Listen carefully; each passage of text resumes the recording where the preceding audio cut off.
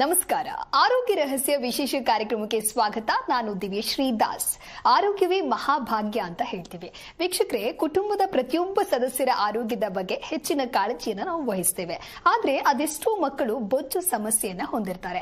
ಹಾಗಾದ್ರೆ ಇದಕ್ಕೆ ಕಾರಣ ಏನು? ಗರ್ಭಾವಸ್ಥೆಯಲ್ಲಿ ಏನಾದ್ರೂ ವ್ಯತ್ಯಾಸ ಆಯ್ತಾ? ಹೀಗೆ ಸಾಕಷ್ಟು ಪ್ರಶ್ನೆಗಳು ನಮ್ಮಲ್ಲಿ ಮೂಡುತ್ತೆ. ಈ ಎಲ್ಲ ಪ್ರಶ್ನೆಗಳಿಗೆ, ಗೊಂದಲಗಳಿಗೆ ಉತ್ತರವನ್ನ ನಮ್ಮ ಇವತ್ತಿನ ವಿಶೇಷ ಕಾರ್ಯಕ್ರಮದಲ್ಲಿ ನೀಡಲಿದ್ದಾರೆ ಶ್ರೀ ಪುರುಷೋತ್ತಮ್ ದೇಶಿಕ್ ಗುರೂಜಿ. ಬನ್ನಿ ಅವರನ್ನ ಕಾರ್ಯಕ್ರಮಕ್ಕೆ ವೆಲ್ಕಮ್ ಮಾಡೋಣ. ನಮಸ್ಕಾರ ಗುರುಜಿ, ಕಾರ್ಯಕ್ರಮಕ್ಕೆ ಸ್ವಾಗತ. ನಮಸ್ಕಾರ ಗುರುಜಿ, ನಾನು ಹೇಳ್ತಾ ಇದ್ದೆ ಅದೆಷ್ಟೋ ಮಕ್ಕಳು ಬೊಜ್ಜು ಸಮಸ್ಯೆಯನ್ನ ಹೊಂದಿರ್ತಾರೆ ಅಂತ ಹೇಳಿ. ಇದಕ್ಕೆ ಕಾರಣ ಏನು ಅಂತ ಹೇಳಿ ತಿಳಿಸೋದಾದ್ರೆ ಗುರುಗಳೇ. ಹರಿ ಓಂ ಶ್ರೀ ಗುರುಭ್ಯೋ ನಮಃ. ಗರ್ಭಾವ್ಯವಸ್ಥೆಯಲ್ಲಿ ಸಮಸ್ಯೆ ಆಗಿರಬಹುದಾ ಅಂತ ಒಂದು ಕ್ವಶನ್ ಮಾರ್ಕ್ ಇಟ್ಟಿದೆಯಮ್ಮ. ಸಾಧ್ಯ ಅದೇನಾ ಅಂತ ಬೇರೆ ಏನಾದ್ರು ಇರಬಹುದಾ ಅಂತ ಹೇಳಕ್ಕಾಗತ್ತಾ? ಅದೇನಾ ಸಾಧ್ಯತೆ ಇದೆ ಅಂದರೆ ಗರ್ಭಾವ್ಯವಸ್ಥೆಯಲ್ಲಿ ವ್ಯತ್ಯಾಸ ಆಗಿರೋದಕ್ಕೆ ಈ ರೀತಿ ಬೊಜ್ಜುತನದ ಪ್ರಾಪ್ತಿ ಆಗತ್ತೆ ಅಂತಾನ? ಅದು ಬಿಟ್ಟು ಬೇರೆ ಇರಬಹುದಾ? ಬೇರೆ ಏನಾದ್ರೂ ಇರಬಹುದು ಅಂತ ಹೇಳಿ ಗುರುಗಳೇ. ಈ ರಹಸ್ಯಕ್ಕೆ ಕಾರಣಕರ್ತನಾಗಿರ್ತಕ್ಕಂತಹ ಶ್ರೀಮನ್ನಾರಾಯಣನ ಪಾದ ಕಮಲಗಳಿಗೆ ಕೋಟಿ ಕೋಟಿ ನಮನಗಳ ಅರ್ಪಣೆಯನ್ನು ಮಾಡಿ ವಿಷಯಕ್ಕೆ ಬರೋದೇ ಆದರೆ, ಈ ಬೊಜ್ಜುತನ ಅಂತಕ್ಕಂಥದ್ದು ಮನುಷ್ಯನಿಗೆ ಎಷ್ಟೋ ಜನ ಪ್ರಾಣ ಕಳ್ಕೊಳ್ಳುವಷ್ಟು ಮಟ್ಟಕ್ಕೆ ಹೋಗ್ತಾ ಇರ್ತಕ್ಕಂಥ ಒಂದು ಸನ್ನಿವೇಶ ಇದೆ. ಇದನ್ನ ಅಧ್ಯಯನದ ಪ್ರಕಾರ ಈ ಬೊಜ್ಜುತನ 3 ಗಂಟೆಯ ಅವಧಿಯಲ್ಲಿ ಒಬ್ಬ ಆತ್ಮಹತ್ಯೆ ಮಾಡಿಕೊಳ್ತಕ್ಕಂತಹ ಒಂದು ಸಾಧ್ಯತೆಗೆ ನಾವು ಬಂದಿದ್ದೀವಿ. 3 ಗಂಟೆಯ ಅವಧಿಯಲ್ಲಿ ಒಬ್ಬ ವ್ಯಕ್ತಿ ಆತ್ಮಹತ್ಯೆಗೆ ಶರಣಾಗ್ತಕ್ಕಂತಹ ಮಟ್ಟಕ್ಕೆ ಅಧ್ಯಯನದ ಪ್ರಕಾರ ಸಾಬೀತಾಗಿರ್ತಕ್ಕಂಥ ಲಕ್ಷಣಗಳಿದೆ. ಈ ರೀತಿಯಾಗಿ ಆಗ್ತಾ ಇರ್ತಕ್ಕಂತಹ ಒಂದು ಲೆಕ್ಕಾಚಾರಕ್ಕೆ ನಾವು ಯಾಕಿದು ಎಲ್ಲ ಆಗ್ತಾ ಇದೆ ತಪ್ಪು? ಈ ಆತ್ಮಹತ್ಯೆ ಅಂತಕ್ಕಂಥದ್ದು ನಡೀತಾ ಇದೆಯಾ ಇಲ್ವಾ ಅಮ್ಮ? ನಡೀತಾ ಇದೆ. ಕಾರಣ ಹಲವಾರು ಇರ್ಬೋದು. ಆದರೆ ಅದನ್ನ ತಡೆಯೋದಕ್ಕೆ ಆಗದೇ ಇರತಕ್ಕಂಥ ಮಟ್ಟಕ್ಕೆ ಹೋದಾಗ ಮನುಷ್ಯ, ಹೆಣ್ಣಾಗ್ಲಿ ಗಂಡಾಗ್ಲಿ ಚಿಕ್ಕ ಮಕ್ಕಳಾಗ್ಲಿ ಆತ್ಮಹತ್ಯೆಗೆ ಶರಣಾಗುವ ಸಾಧ್ಯತೆಗಳು ತುಂಬ ಜಾಸ್ತಿ ಆಗ್ತಾ ಇದೆ. ಇದಕ್ಕೆ ನಾವು ಏ ವಿಧಿಯೇ ಓ ವಿಧಿಯೇ ಏನು ಅನುಕೂಲತಕ್ಕಂತ ಹೇಳ್ಕೊಳ್ತೀವಿ ನಾವು. ಈ ವಿಧಿ ನಮ್ಮನ್ನ ಏನಾರು ಆ ರೀತಿ ಆದಾಗ ವಿಧಿ ಏನು ಮಾಡೋಕ್ಕಾಗಲ್ಲ. ಯಾರ್ಯಾರು ಎಲ್ಲೆಲ್ಲಿ ಸಾಯ್ಬೇಕು ಅಂತಿರುತ್ತೋ ಅಂತ ಅದನ್ನ ಹೇಳಿ ಅಲ್ಲೇ ಕಳೆದು ಬಿಡ್ತೀವಿ. ವಿಧಿ ಆಟ, ವಿಧಿ ನಿಯಮ. ಸೊ ಅಲ್ಲಿಗೆ ತೃಪ್ತಿ, ಅದು ಮುಗೀತು. ನೆಕ್ಸ್ಟ್ ಏನೋ ಅದೇ ನಡೆಯೋದು, ಮತ್ತು ನೆಕ್ಸ್ಟು ಅದೇ ಮಾತು, ವಿಧಿ. ಸೊ ಇದಕ್ಕೆ ಮೂಲ ಕಾರಣ ಅಂತಕ್ಕಂಥದ್ದನ್ನು ತಿಳ್ಕೊಳ್ಳೇಬೇಕಾಗತ್ತೆ.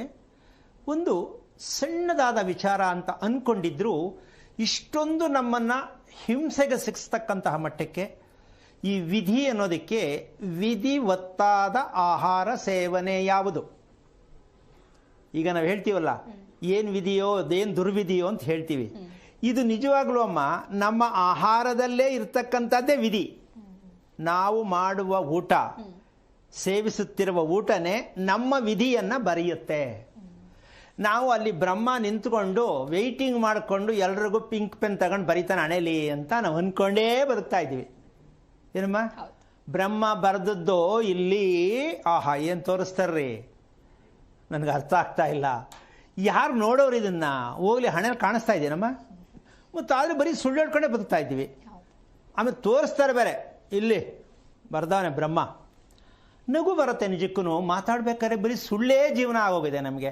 ಒಂದಕ್ಕೂ ಅರ್ಥ ಗೊತ್ತೇ ಇಲ್ಲ. ಆದರೂ ಕೆಲವು ತಿಳ್ಕೊಂಡ್ರೆ ಏನೂ ಮಾಡೋಕ್ಕಾಗಲ್ಲ. ವಿಚಾರ ವಿಧಿವತ್ತಾದ ಆಹಾರ ಸೇವನೆ ನಂಬರ್ 1. ನಂಬರ್ 2, ಇದು ಸ್ವಲ್ಪ ಕೇಳಕ್ಕೆ ಬೇಜಾರಾದರೂ ನಿಜವಾದ ಮೂಲಾರ್ಥ ಇರುತ್ತೆ. ಏನದು ಅಂದರೆ, ಒಂದು ದಾಂಪತ್ಯ ಅಂತಕ್ಕಂತಹ ಲೈಂಗಿಕ ಕ್ರಿಯೆ ಅಂತಕ್ಕಂಥದ್ದು ವಿಧಿವತ್ತಾಗೇ ನಡಿಬೇಕು. ನಡೆಯುತ್ತಿಲ್ಲ, ನಡೆದಿಲ್ಲ, ಗೊತ್ತಿಲ್ಲ. ವಿಧಿವತ್ತಾದ ಕ್ರಿಯೆನೇ ಆಗಬೇಕದು. ಅದು ಹೆಂಗಾಗತ್ತದು? ಎಲ್ಲದು ವಿಧಿವತ್ತಾಗಿ? ಅದನ್ನು ಕೇಳಿಸ್ಕೊಳ್ಳೋಕ್ಕೆ ಬೇಜಾರದು. ಅರ್ಥ ಮಾಡಿಕೊಂಡ್ರೆ ನಾವೆಷ್ಟು ಮೂರ್ಖತನದಲ್ಲಿ ಮದುವೆಗಳನ್ನು ಮಾಡಿಕೊಂಡು ಮಕ್ಕಳು ಮಾಡ್ಕೊಳ್ತಾ ಇದ್ದೀವಿ ಅನ್ನೋ ಒಂದು ವಿಚಾರವನ್ನು ತಿಳ್ಕೋಬೇಕಾಗತ್ತೆ. ಇದು ಹಿಂದೆಂದೂ ಕೇಳಿರೋಕ್ಕಾಗಲ್ಲ, ಮುಂದೆನೂ ಕೇಳೋಕ್ಕಾಗಲ್ಲ. ಇವತ್ತು ನೀವು ಕೇಳಬಹುದು. ಯಾಕೆಂದರೆ ಇದು ತುಂಬ ಆಶ್ಚರ್ಯಕರವಾದ ವಿಚಾರ. ಒಂದು ಮಗುವಿನ ವಿಧಿಯನ್ನು ಬರೀತಕ್ಕಂಥ ತಂದೆ ತಾಯಿಗಳು, ಹೌದಲ್ಲಮ್ಮ? ಮಗುವಿನ ವಿಧಿಯನ್ನು ಬರೀತಕ್ಕಂಥ ತಂದೆ ತಾಯಿಗಳು ಬ್ರಹ್ಮ ಅಲ್ಲರಿ ಬರೆದಿಯೋದು. ಒಂದು ಮಗುವಿಗೆ ಜನ್ಮ ಕೊಟ್ಟ ತಂದೆ ತಾಯಿ ಆ ಮಗುವಿನಲ್ಲಿ ಬರೀತಾರೆ. ಯಾವುದರಲ್ಲಿ? ಆ ಸತ್ಯ ನಮಗಿನ್ನೂ ಅರ್ಥ ಆಗಿಲ್ಲ. ನಾವು ಎಷ್ಟೇ ಬೆಳೆದಿದ್ರು, ವೈಜ್ಞಾನಿಕವಾಗಿ ನಾವು ಎಷ್ಟೇ ಮೇಲೆ ಎತ್ತರಕ್ಕೆ ಹೋಗಿದ್ದೀವಿ ಅಂತ ಹೇಳ್ತಿದ್ದರೂ ಈ ವಿಚಾರದಲ್ಲಿ ಮಾತ್ರ ಶೂನ್ಯ, ಸೊನ್ನೆಯಲ್ಲೇ ಇದ್ದೀವಿ. ಯಾಕೆ ಅಂದರೆ ನಾವು ಹೇಳ್ಕೊಂಡೇ ಸುಳ್ಳಲ್ಲೇ ಬದುಕ್ತಾ ಇದ್ದೀವಿ. ಅದಕ್ಕೆ ಮಕ್ಕಳಿಗೆ ನಾವು ಯಾವ ಮಟ್ಟಕ್ಕೆ ಹಿಂಸೆ ಕೊಡ್ತಾ ಇದ್ದೀವಿ? ಮಕ್ಕಳಿಂದ ನಾವು ಹಿಂಸೆನಾ, ನಮ್ಮಿಂದ ಮಕ್ಕಳಿಗೆ ಹಿಂಸೆನಾ? ಇದನ್ನು ಪ್ರತಿಯೊಬ್ಬರು ತಿಳ್ಕೊಳ್ಬೇಕಾದಾಗ ಈ ವಿಚಾರವನ್ನು ತಿಳ್ಕೊಳ್ಳೇಬೇಕಾಗತ್ತೆ.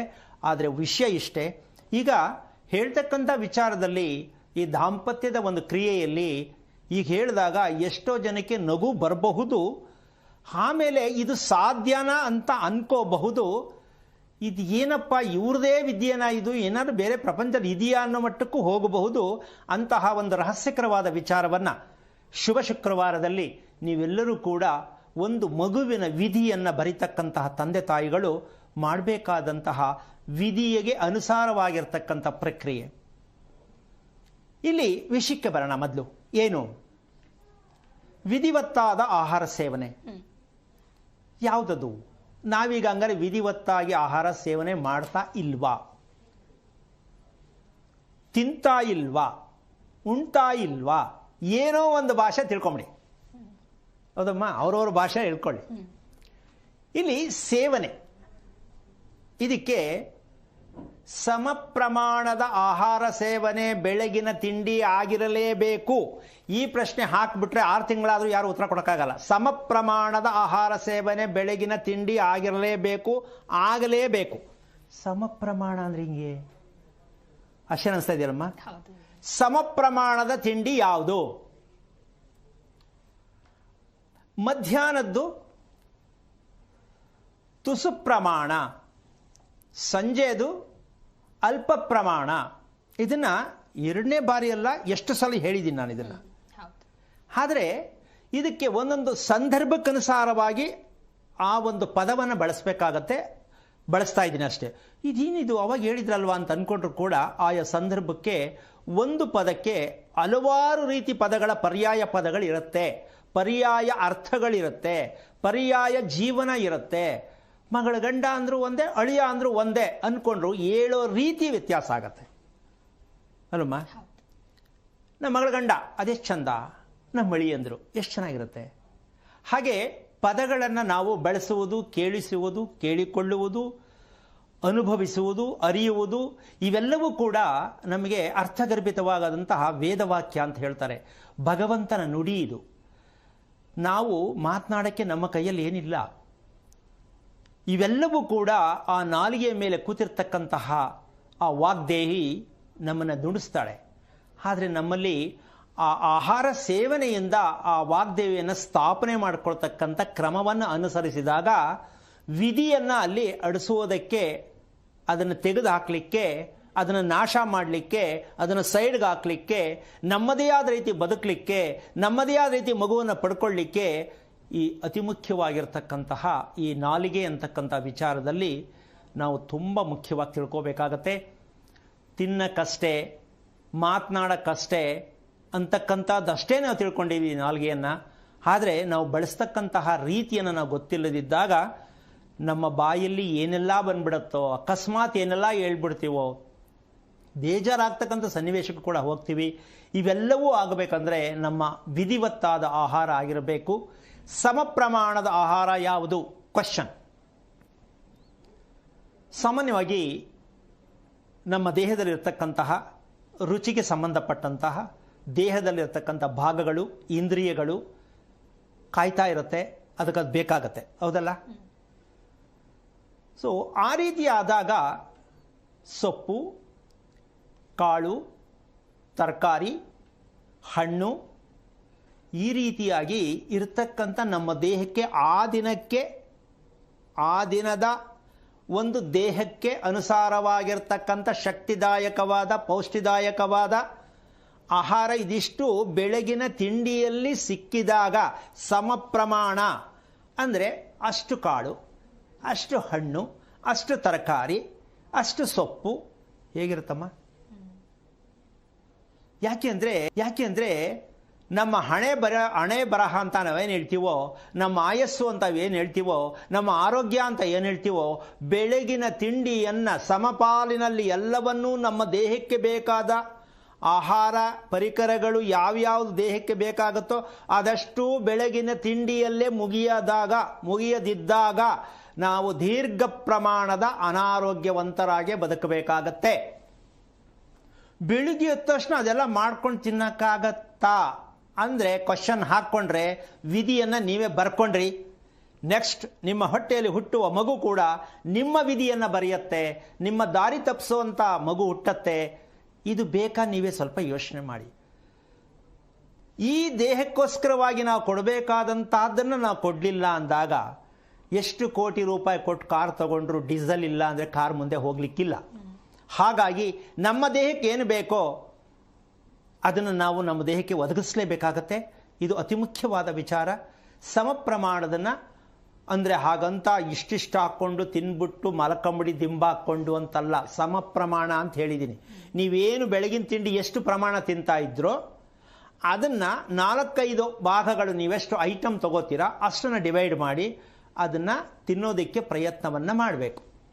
ಈ ಸಮ ಪ್ರಮಾಣದನ್ನು ತಿಂತಕ್ಕಂತಹ ಒಂದು ಲೆಕ್ಕಾಚಾರಕ್ಕೆ ಹೋದಾಗ ಇದು ಏನು ಮಾಡಬೇಕು ಅಂತ ಲೆಕ್ಕಾಚಾರಕ್ಕೆ ಯಾಕೆ ಸಮ ಪ್ರಮಾಣ ಬೇಕೇ ಬೇಕು ಅನ್ನೋದಕ್ಕೆ ಬೆಳಗಿನ ಉಪಹಾರದ ಒಂದು ಸಮಯ ಮತ್ತು ರಾತ್ರಿ ಮಲಗುವ ಮುಂಚಿನ ಸಮಯ, ಈ ಎರಡೂ ಸಮಯವನ್ನು ಆ ದಿನದಲ್ಲಿ ನಡೆದಂತಹ ಅಪರಾಧ, ದುಃಖ, ನೋವು ಎಲ್ಲವನ್ನೂ ನಾಶ ಮಾಡೋದಕ್ಕೆ ಈ ರಾತ್ರಿ ಮಲಗಕ್ಕೆ ಮುಂಚೆ ಮಾಡಬೇಕಾದಂತಹ ಶುಚಿ ಆಗಬೇಕು ನಮ್ಮ ಹೊಟ್ಟೆ. ಆ ಶುಚಿ ಇಲ್ಲದೆ ಮಲಗುವ ಹಾಗಿಲ್ಲ. ಅದಕ್ಕೆ ಸಮ ಪ್ರಮಾಣದನ್ನೇ ಬೇಕು. ಈಗ ನಾವು ಎಷ್ಟು ಜನಕ್ಕೆ ಅಭ್ಯಾಸ ಇದೆ ಸಾಧ್ಯವಾದಷ್ಟು ನೋಡೋಣ, ಪ್ರಯತ್ನ ಪಟ್ಟರೆ ಸಾಧ್ಯನೇ ಇಲ್ಲ.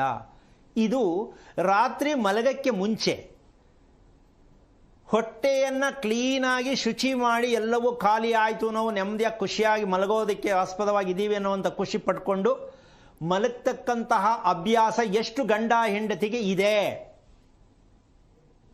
ಇಲ್ಲ. ತುಂಬಿಕೊಂಡಿರೋದ್ರ ಮೇಲೆ ಇನ್ನೊಂದಷ್ಟು ಹಾಕ್ಕೊಂಡು ಒಳಗಡೆನೆ ತುಂಬೈತೆ, ಅದರ ಮೇಲೆ ಇನ್ನೊಂದಷ್ಟು ಹಾಕ್ಕೊಂಡು ಲೋಡ್ ಮಾಡ್ಕೊಂಡು ಮಲ್ಕೊಂಡು ಇನ್ನು ಮುಂದೆ ಏನೇನು ನಡಿಬೇಕೋ ಹೆಂಗೆಂಗೋ ಏನೋ ಆಗೋಗುತ್ತೆ.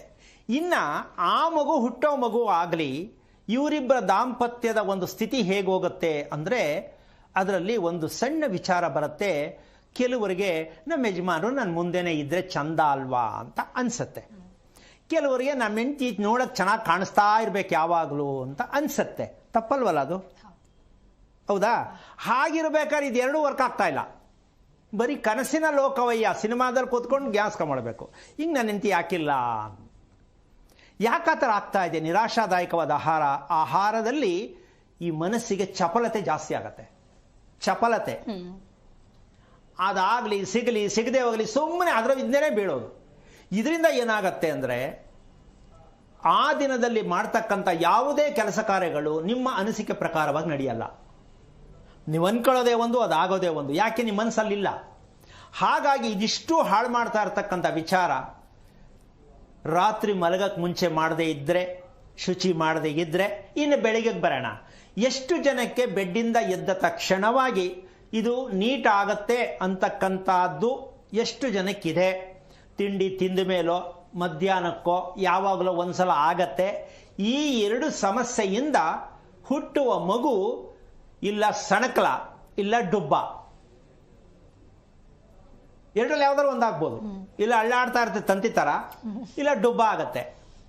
ಇದು ಅಪ್ಪ ಅಮ್ಮ ಬರೆದಿರೋದು ಮಗುಗೆ ವಿಧಿವಿಧಾನ ಅಂತಕ್ಕಂಥದ್ದು. ನೀನು ಹಿಂಗೇ ಇರು, ನಾವು ನೋಡ್ತಾ ಇರ್ತೀವಿ ಅಂತ.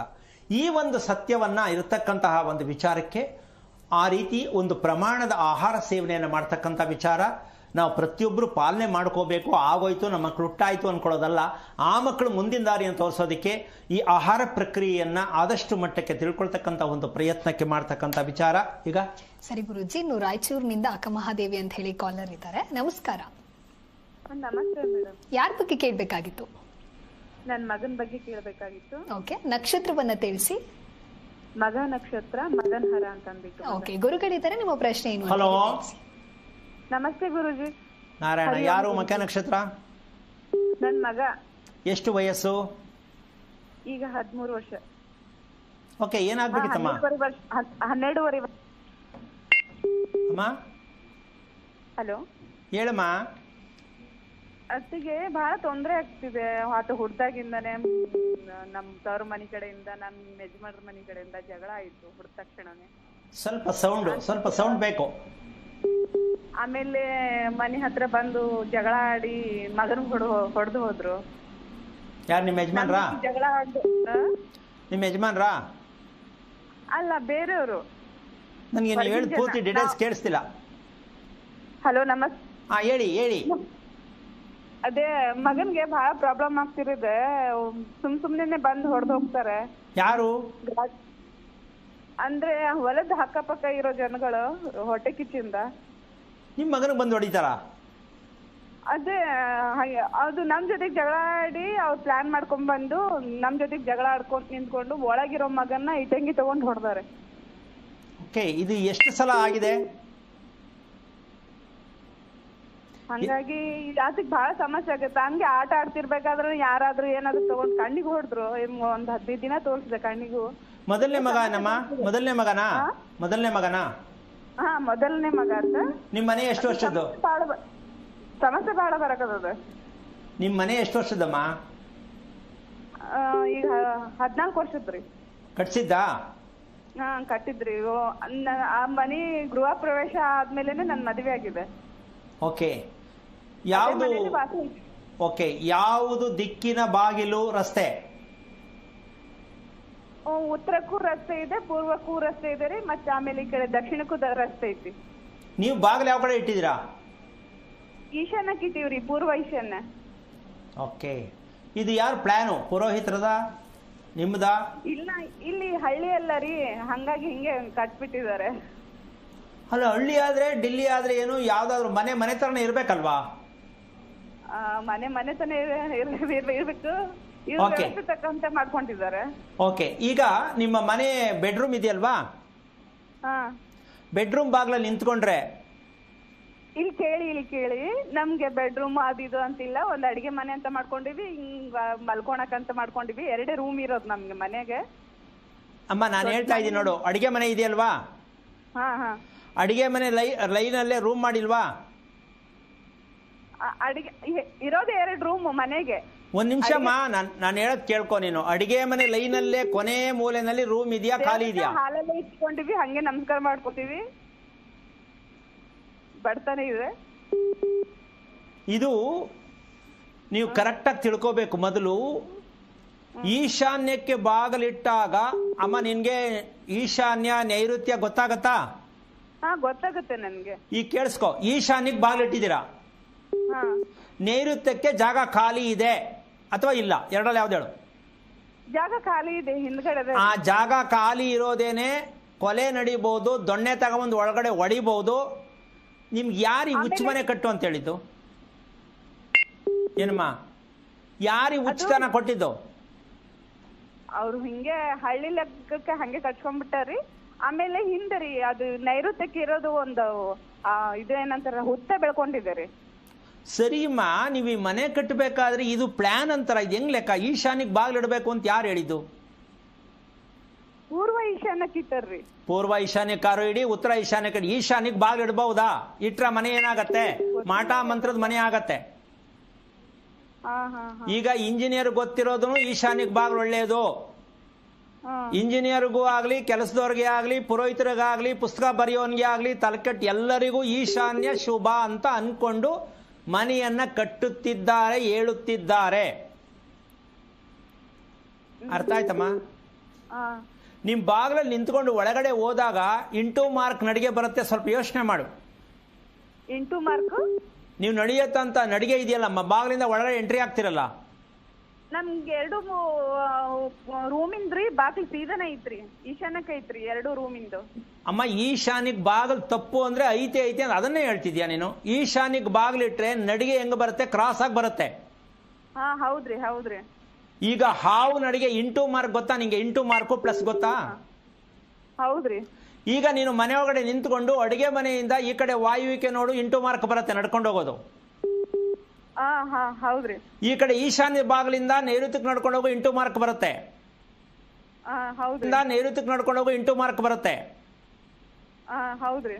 ಈಗ ಮನೇಲಿ ಪ್ಲಸ್ ಇರ್ಬೇಕಾ ಇಂಟು ಇರ್ಬೇಕಾ? ಪ್ಲಸ್ ಇರ್ಬೇಕ್ರಿ. ಈಗ ಲೆಕ್ಕ ಹಾಕಳಮ್ಮ, ಈ ಮನೆ ಮಾಡಿ ಗೃಹ ಪ್ರವೇಶ ಮಾಡಿ ನಿನ್ನ ಮದುವೆ ಮಾಡ್ಕೊಂಡು ಬಂದವ. ನೆನೆ ಹೇಳ್ದೆ ನಿಧಾನವಾಗಿ ಬಡತನ ಕೊಡುವ ಮನೆ ಯಾವುದು ಅಂದ್ರೆ ಇದೇನೆ. ಇದ್ದೆಲ್ಲ ಕಳ್ಕೊಳ್ಳೋದು, ನೆಮ್ಮದಿ ಎಲ್ಲ ಹಾಳು ಮಾಡ್ಕೊಳ್ಳೋದು, ಮನೆ ತುಂಬ ಇರ್ತಕ್ಕಂಥದ್ದೆಲ್ಲ ನಿಷ್ಠುರವಾಗಿ ನಡ್ಕೊಳ್ಳೋದು, ಒಬ್ರು ಕಂಡ್ರೆ ಒಬ್ರಿಗೆ ಆಗಲ್ಲ, ಪಕ್ಕದ ಮನೆಯವ್ರು ಕಂಡ್ರು ಆಗಲ್ಲ. ಏನಾರು ಮಾಡಿ ನಿಮ್ಮ ಮನೆ ಒಳಗಡೆ ನಿಂಬೆಹಣ್ಣು ಇಸಿಬೇಕು, ಇಲ್ಲ ನಿಂಬೆಹಣ್ಣು ತಂದು ಮಂತ್ರಿಸಿ ನಿಮ್ಮ ಮನೆ ಬಾಗ್ಲಲ್ಲಿ ಹಾಕಬೇಕು. ಅಮಾವಾಸ್ಯೆ ದಿನ ಒಂದು ನಿಂಬೆಹಣ್ಣಿಗೆ ಅರ್ಶಿನ ಕುಂಕುಮ ಹಚ್ಬಿಟ್ಟು ನಿಮ್ಮ ಮನೆ ಮೇಲೆ ಎಸಿಬೇಕು. ಈ ಥರ ಪ್ರತಿಯೊಬ್ಬರಿಗೂ ಅನಿಸುತ್ತೆ ಈ ಮನೆಗೆ ಏನಾದ್ರು ತೊಂದರೆ ಕೊಡಬೇಕು, ಈ ಮನೆ ಕಳ್ತನ ಮಾಡಬೇಕು, ಈ ಮನೇಲಿರೋ ಜನನ ಏನಾದ್ರು ಹಿಂಸೆ ಕೊಡಬೇಕು, ಅಥವಾ ಎಷ್ಟು ವಯಸ್ಸಾಗಿರೋ ಹೆಂಗಸನ್ನ ಏನಾದ್ರು ಕೇಣಿಕಿ ಏನಾದ್ರು ಪ್ರಯತ್ನ ಮಾಡೋಕ್ಕೂ ಹೊರಡಬೇಕು ಅಂತ ಕಿತ್ತೋಗಿರೋ ಮನೆ ಕಟ್ಟಿಬಿಟ್ಟು ಯಾವ ಪ್ರಯೋಜನಮ್ಮ ಇದು? ತಾಯಿ ಹೇಳು. ಈಗ ಇದನ್ನು ನೀನು ತಿಳ್ಕೊಂಡು ಬೇಜಾರು ಮಾಡ್ಕೊಳ್ಳೋದು, ಜೊತೆಗೀಗ ಮನೇಲಿ ಕೂತ್ಕೊಂಡು ವಿಷಯ ಹೇಳಿದ್ರೆ ಯಾರು ನಂಬಲ್ಲ. ಕಾರಣ ಮಖಾ ನಕ್ಷತ್ರದ ಮಗುವನ್ನ ಮಾಡ್ಕೊಂಡಿದ್ಯಾ ಅಮ್ಮ. ಇವ್ರು ಹಿರಿಯರಿಗೂ ಏನೂ ಕೊಟ್ಟಿಲ್ಲ ಅಮ್ಮ. ಮಗಳು ಇದ್ದಾಳೆ, ಆಕಿನೂ ಮಗ ನಕ್ಷತ್ರಕ್ಕೆ ಹುಟ್ಟಿದಾಳೆ. ಅದೇನೆ ಡಬಲ್ ಸೆಂಚುರಿ. ಯಾಕೆಂದ್ರೆ ನೀವು ಮಂಡು ಅಂತ ಗೊತ್ತಾಗಾಯ್ತು, ದೇವರು ಒಂದು ಕೊಟ್ಟ ತಿಳ್ಕೊ ಅಂತ ತಿಳ್ಕೊಳ್ಳಿಲ್ಲ, ಇನ್ನೂ ಒಂದು ಕೊಟ್ಟ. ಈಗ ನಿಮ್ಮ ಮನೇಲಿ ನಡೆಯುತ್ತೆ ಇಂಡಿಯಾ ಪಾಕಿಸ್ತಾನ ವಾರ್. ಮನೆಯೊಳಗೆ ನಡಕತ್ತದ್ರಿ ಇಂಡಿಯಾ ಪಾಕಿಸ್ತಾನ. ಅಲ್ಲಲ್ಲ, ಮನೇಲೂ ಇದೆ, ಮನೆ ಹೊರಗೂ ಇದೆ. ಹೆಂಗಮ್ಮ ಇರ್ತೀಯ ಇದ್ರಲ್ಲಿ? ಯೋಚನೆ ಮಾಡು. ಈಗ ತಿಳ್ಕೊಂಡೆ ಅಂತ ಖುಷಿ ಆಯ್ತಾ ಬೇಜಾರಾಯ್ತಾ? ನನ್ ಖುಷಿ ಆಯ್ತು ಬಿಡ್ರಿ, ಆದ್ರೆ ಪರಿಹಾರ ಹೆಂಗ್ ಮಾಡ್ಕೋಬೇಕು ನೋಡಿ. ಇದೆ ಕೊನೆಯಲ್ಲಿ ಬಂದು ಇಲ್ಲಿ ಇಡ್ತೀರ ಪರಿಹಾರ ಅಂದ್ರೆ ಎಲ್ಲೋ ಇರೋ ಮನೇನ ನಾನಿಲ್ಲಿ ಕುತ್ಕೊಂಡು ಪರಿಹಾರ ಹೇಳಕ್ಕಾಗತ್ತೇನಮ್ಮ? ತಿಳ್ಕೋಬೇಕು, ತಿಳಿಸೋಂಥ ವಿಚಾರ ತಿಳಿಸಿದ್ದೀನಿ. ನೀವು ಗಂಡ ಹೆಂಡತಿ ಡಿಸೈಡ್ ಮಾಡಿ ನಮ್ಮ ಕುಟುಂಬ ನೆಮ್ಮದಿ ಇರಬೇಕು ಅನ್ನೋದೇ ಆದರೆ ಈ ಮನೆಯನ್ನು ಹೊಡೆದಾಕ್ಬಿಡ್ಬೇಕು, ತೆಗೆದಾಕ್ಬಿಡ್ಬೇಕು ಅಲ್ಲ, ಯಾವ ರೀತಿಯನ್ನು ಬೆಳೆಸಬೇಕು ಅನ್ನೋ ತಿಳ್ಕೊಳ್ಳೋ ಪ್ರಯತ್ನ ಮಾಡಿ. ನೆಮ್ಮದಿನೂ ಇರುತ್ತೆ. ಜೊತೆಗೆ ನೀವು ಏನೇನು ಮಾಡಬೇಕಿತ್ತು ಅದನ್ನು ಮಾಡೋದನ್ನು ತಿಳ್ಕೊಳ್ಳಿ. ಎಲ್ಲವೂ ಸಮಾಪ್ತಿಯಾಗಿ ಚೆನ್ನಾಗಿರ್ಬೋದು, ನೆಮ್ಮದಿಯಾಗಿರ್ಬೋದು. ಯಾಕೆಂದರೆ ನೀವು ಹಿಂಗೆ ಎಳ್ಕೊಂಡು ಹೋಗ್ತಿದ್ರೆ ಇದು ಜಾಸ್ತಿ ಆಗ್ತಾ ಹೋದರೆ ಮಕ್ಕಳ ತಲೆ ಮೇಲೂ ಕೂಡ ನೀವು ಕಲ್ಲಾಕ್ತಂಗೆ ಆಗುತ್ತೆ. ಅವಕಾಶ ಮಾಡ್ಕೋಬೇಡಿ. ಎಲ್ಲರೂ ಚೆನ್ನಾಗಿರಿ, ತಿಳ್ಕೊಳ್ಳೋ ಪ್ರಯತ್ನ ಮಾಡಿ. ಒಳ್ಳೆಯದಾಗಲಿ. ಓಕೆ, ಧನ್ಯವಾದಗಳು ಅಕ್ಕ ಮಹಾದೇವಿ ಕರೆ ಮಾಡಿದ್ದಕ್ಕಾಗಿ. ಇದೀಗ ದಾವಣಗೆರೆಯಿಂದ ಭೀಮಪ್ಪ ಅಂತ ಹೇಳಿ ಕಾಲರ್ ಇದ್ದಾರೆ. ನಮಸ್ಕಾರ ಭೀಮಪ್ಪ. ಬುದ್ಧಿ ನಮಸ್ಕಾರ. ಬುದ್ಧಿ ಯಾರ ಬಗ್ಗೆ ಕೇಳ್ಬೇಕಾಗಿತ್ತು? ಬುದ್ಧಿ ನನ್ನ ಬಗ್ಗೆ ಕೇಳಕ್ಕಿತ್ತಮ್ಮ, ಗುರುಗಳು ಮಾತಾಡ್ಸ್ಬೇಕು. ಸರಿ, ನಿಮ್ಮ ನಕ್ಷತ್ರವನ್ನ ತಿಳಿಸಿ. ನನ್ನ ಮೂಲ ನಕ್ಷತ್ರಮ್ಮ ಭೀಮಪ್ಪ ಅಂತ. ಓಕೆ, ಗುರುಗಳಿದ್ದಾರೆ. ಈಗ ನಿಮ್ಮ ಪ್ರಶ್ನೆ. ಹಲೋ, ನಮಸ್ತೆ ಗುರುಗಳೇ. ನಾರಾಯಣ, ಎಷ್ಟು ವಯಸ್ಸು ತಮಗೆ? ನನಗೆ 62 ವಯಸ್ಸು ಬುದ್ಧಿ. ತುಂಬಾ ಜೀವನದಲ್ಲಿ ಖುಷಿಯಾಗಿದ್ರಾ? ಇಲ್ಲ ಬುದ್ಧಿ, ತುಂಬಾ ಕಷ್ಟನ ನಾವು ಅನುಭವಿಸಿ ಬುದ್ಧಿ. ಮಕ್ಕಳೆಷ್ಟು? ಮಕ್ಕಳು 3 ಜನ ಬುದ್ಧಿ. ಮನೆ ಎಷ್ಟು ವರ್ಷದ್ದು? ಮನೆ ಕೆಲವೊಂದು 25 ವರ್ಷ ಬುದ್ಧಿ. ಹೊಸ ಮನೆ ಕಟ್ಟಕ ಆಗಂಗಿಲ್ಲ, ಪೂರ್ತಿ ಹಿಂಗೆಲ್ಲ ಹಂಗೈತ್ ಬುದ್ಧಿ. ಊರಾಗ ಅರ್ಧಕ್ಕೆ ನಿಲ್ತೈತಾ? ದಾವಣಗೆರೆಯಲ್ಲಿ ಬಾಡಿಗೆ ಮನೆ ಬುದ್ಧಿ. ಸರಿ, ಮನೆ ಯಾಕೆ ನಿಲ್ತು? ಮನೆ ಬುದ್ಧಿ ಗೊತ್ತಾಗ್ತಿಲ್ಲ ಬುದ್ಧಿ. ಏನೇ ಪ್ರಯತ್ನ ಮಾಡಿದ್ರೆ ಮುಕ್ತ ಆಗ್ತಿಲ್ಲ ಬುದ್ಧಿ. ಮನೆ ದಕ್ಷಿಣಕ್ಕೆ ಬಾಗಿಲಿದೆ. ರಸ್ತೆನೇ ದಕ್ಷಿಣಕ್ಕೆ ಐತಿ ಬುದ್ಧಿ. ಓಕೆ, ಅಲ್ಲಿ ನಾಯಿ ಹಾವು ಎರಡರಲ್ಲಿ ಯಾವುದು ಜಾಸ್ತಿ ಕಾಟ? ಬುದ್ಧಿ, ನಾನು ಮದುವೆಗಿಂತ ಮುಂಚೆ ನನ್ನ ಚಾಪೇಟಲ್ಲಿ ಒಂದು ಸಣ್ಣ ನಾಗರ ಬುದ್ಧಿ. ನಾವು 3 ಜನ ಮಲಗಿದ್ವಿ ಚಾಪೇಟಲ್ಲಿ. ರಾತ್ರಿ ಮಲ್ಕಂದಾಗ ಬಂದ್ಬಿದ್ದಿ. ಅವ್ನು ನಮ್ಮ ಚಿಕ್ಕಪ್ಪನ ಮಗ ಹೊಡೆದು ಅದನ್ನ ಸಾಯಿಸ್ಬಿಟ್ಟ. ಓಕೆ, ಈಗ ಮನೆ ಕಟ್ಟಕ್ ಶುರು ಮಾಡಿದ ಮೇಲೆ 26 ವರ್ಷ ಆಗ್ತದೆ ಈಗ. ಅದಾಯ್ತು. ಈಗ ಈ ಮನೆ ಕಟ್ಟಕ್ ಶುರು ಮಾಡಿದ್ಮೇಲೆ ಹಾವು ಯಾವಾಗ ಅಲ್ಲಿ ಕಾಣಿಸ್ತು? ಇಲ್ಲ ಬುದ್ಧಿ, ಬಂದಿಲ್ಲ ಬುದ್ಧಿ. ಓಕೆ, ನಾಯಿ ಬಂದು ಮಲ್ಕೊಳ್ತಕ್ಕಂಥದ್ದು? ಇಲ್ಲ ಬುದ್ಧಿ. ಓಕೆ, ಈಗ ಮನೆ ಅಳತೆ 38 ಬುದ್ಧಿ. ಯಾವ ಕಡೆಗೆ 38? ಉತ್ತರ ದಕ್ಷಿಣ. ಓಕೆ, ಇದು ನಿಮ್ದೇ ಪ್ಲಾನಾ? ಪಂಚಾಂಗ ಕೇಳಿದ್ರ, ಶಾಸ್ತ್ರ ಕೇಳಿದ್ರ, ಯಾರು?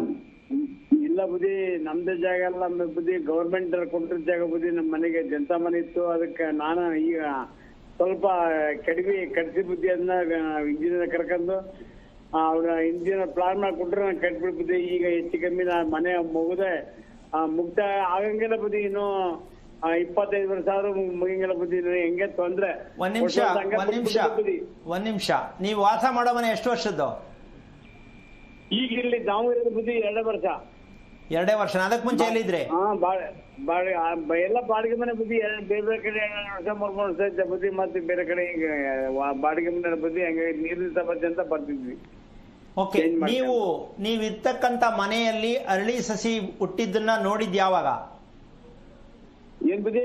ಅರಳಿ ಸಸಿ ಹುಟ್ಟಿದ್ದು ನೀವಿರೋ ಮನೆಯಲ್ಲಿ ಅರಳಿ ಸಸಿ ಹುಟ್ಟಿದ್ ನೋಡಿದ್ರಾ ಅಂತ? ಇಲ್ಲ ಬುದ್ಧಿ. ಓಕೆ, ನೀವೇನ್ ಮಾಡೋದು ವೃತ್ತಿ? ನಾನು ಟೀಚರ್ ಆಗಿದ್ದೆ ಬುದ್ಧಿ, ಮೇಸ್ತ್ರಿ ರಿಟೈರ್ಡ್ ಈಗ. ಓಕೆ, ಎಷ್ಟು ಜನ ಒಟ್ಟು ಮಕ್ಕಳು ಹೇಳಿದ್ ನೀವು? ನನಗೆ 3 ಜನ ಬುದ್ಧಿ. ಮೊದಲನೇ ಮಗ ಗಂಡು, 2 ಹೆಣ್ಣು ಬುದ್ಧಿ. ಮೊದಲನೇ ಮಗನ ನಕ್ಷತ್ರ ಏನು? ಅವನು ಚಿತ್ತ ನಕ್ಷತ್ರ ಬುದ್ಧಿ. ಎಷ್ಟು ವಯಸ್ಸು ಅವನಿಗೆ? ಅವನಿಗೆ ಒಂದು 32 ವರ್ಷ ಇರ್ಬೋದು ಬುದ್ಧಿ, 31 32 ವರ್ಷ. ಮದುವೆ ಆಯ್ತಾ? ಇಲ್ಲ ಬುದ್ಧಿ. ಮದುವೆ ಬೇಡ ಅಂತ ತಂಗಿಯರ ಮದುವೆ ಮಾಡ್ದ ಮದುವೆಗಲ್ಲ ಅಂತ ಅಂತಾರ ಬುದ್ಧಿ. ತಂಗಿರ್ ಮದುವೆ ಆಯ್ತಾ? ಇನ್ನು ತಂಗಿ ಓದ್ತಾ ಬುದ್ಧಿ, MD. 2ನೇ ತಂಗಿ 3ನೇ ತಂಗಿ ಆಕಿನು BE ಕಂಪ್ಲೀಟ್ ಮಾಡ್ದ ಬುದ್ಧಿ, ಮನೆಗದವ. ಆಕಿನು ಕೋರ್ಸ್ ಮುಗಿಸ್ಯಾನ, ಡಿಗ್ರಿ ಮುಗಿಸ್ಯಾನ ಬುದ್ಧಿ, ಮನೆಗದವ. ಅಲ್ಲ, ನೀವು ಸ್ವಲ್ಪ ಯೋಚನೆ ಮಾಡಿ. ಮದುವೆ ವಯಸ್ಸಿಗೆ ಬಂದು ಮಕ್ಕಳು ಮಾಡ್ಕೊಂಡು ಮನೆ ಕೈ ಹಾಕಿದಿರಲ್ಲ, ಇದು ಎಷ್ಟು ಮಟ್ಟಕ್ಕೆ ಸರಿ? ಒಂದು. ಎರಡನೇದಾಗಿ ನಿಮ್ಮ ನಕ್ಷತ್ರ, ನೀವು ಹುಟ್ಟಿರ್ತಕ್ಕಂಥ ನಕ್ಷತ್ರಕ್ಕೆ ಮತ್ತೆ ನಿಮ್ಮ ಮಗ ಹುಟ್ಟಿರ್ತಕ್ಕಂಥ ನಕ್ಷತ್ರಕ್ಕೆ ಮನೆಗೇನಾದ್ರು ಕೈ ಹಾಕಿದ್ರೆ ಯಾರಿಗಾರು ಹಾರ್ಟ್ ಅಟ್ಯಾಕ್ ಆಗ್ತಕ್ಕಂಥದ್ದು, ಉಸಿರಾಟಕ್ಕೆ ಸಂಬಂಧಪಟ್ಟಂಥ ಸಮಸ್ಯೆಯಲ್ಲಿ ಸಿಕ್ಕಾಕೊಳ್ತಕ್ಕಂಥದ್ದು, ಸಾಲಕ್ಕೆ ಸಿಕ್ಕಾಕೊಳ್ತಕ್ಕಂಥದ್ದು, ಇದು ನಿಮ್ಮ ಕುಟುಂಬದಲ್ಲಿರ್ತಕ್ಕಂಥ ಒಂದು ದೊಡ್ಡ ಬಾಂಬ್. ಇದು